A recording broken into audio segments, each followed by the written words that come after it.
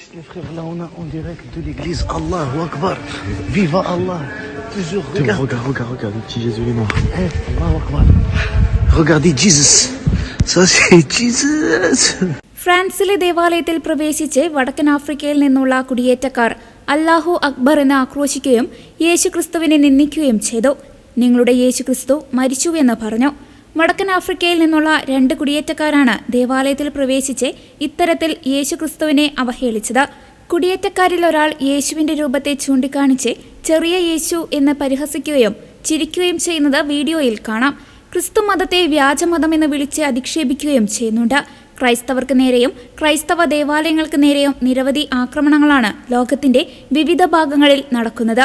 ആരാധനാലയത്തിനുള്ളിൽ വെച്ച് നടന്ന ഈ പ്രകോപനപരമായ നടപടി ഫ്രാൻസിലും അന്താരാഷ്ട്ര തലത്തിലും ശക്തമായ പ്രതിഷേധത്തിന് ഇടയാക്കിയിട്ടുണ്ട്. ഓപ്പൺ ഡോഴ്സ് പോലുള്ള മനുഷ്യാവകാശ സംഘടനകളുടെ റിപ്പോർട്ടുകൾ പ്രകാരം 360 ദശലക്ഷത്തിലധികം ക്രൈസ്തവർ ലോകമെമ്പാടും നിരവധി പീഡനങ്ങൾ അനുഭവിക്കുന്നുണ്ട്.